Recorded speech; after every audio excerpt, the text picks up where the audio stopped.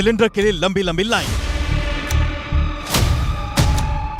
Cylinder ना मिलने से लोग परेशान। गैस नहीं मिल रहा, इतने दामों में खरीदना पड़ रहा है और लगभग ना के बराबर मिल रहा है। अभी तो एक ही मिल रही है, वो भी एक दिन छोड़ के आती है कई बार। तो सरकार इसमें कुछ जल्दी से जल्दी सोचना चाहिए।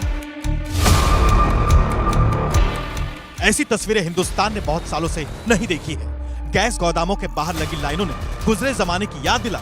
सवाल है कि क्या देश में गैस की कमी हो गई है या लोग पैनिक बाइंग कर रहे हैं? अमेरिका ईरान युद्ध की वजह से गैस और तेल संकट तो है, ये बात सरकार को भी पता है और लोगों को भी। ये संकट यूं है, पहले उसे समझ लीजिए।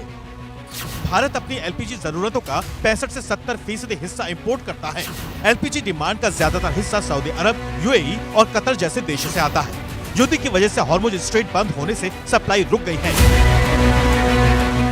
डिमांड और सप्लाई के इस गैप को भरने के लिए सरकार ने कुछ कड़े कदम उठाए हैं। सरकार का फोकस इस बात पर है कि घरेलू कंज्यूमर्स को किसी तरह की परेशानी ना हो। सिलेंडर की बुकिंग का अंतर बढ़ाकर 25 दिन कर दिया गया है।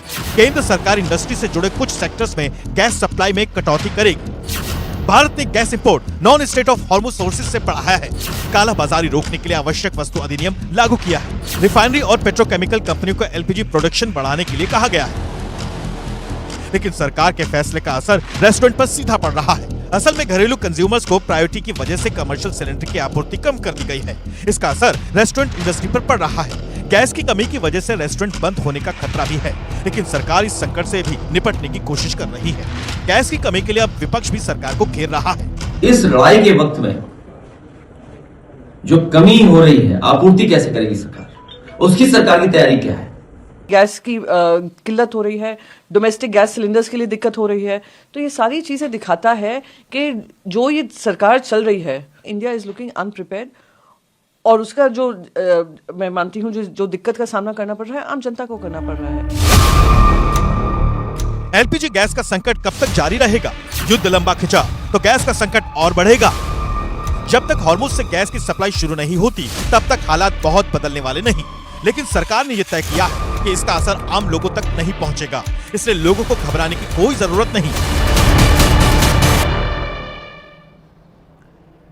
तो खाड़ी में छिड़े महायुद्ध की वजह से देश पर हो रहे प्रभाव और उसके जरिए विपक्ष की तरफ से सरकार की जो घेराबंदी की जा रही है वो तो आपने देख ली। लेकिन ये जो खाड़ी में महायुद्ध छिड़ा हुआ है, इस महायुद्ध में दुनिया किस किस तरीके के हथियार चलते हुए देख रही है, वो कौन कौन से बम और मिसाइल हैं जो दोनों तरफ से एक दूसरे पर बरसाए जा रहे हैं, जानने के लिए सीधे आपको लेकर चलेंगे अपने सहयोगी नीरज के पास।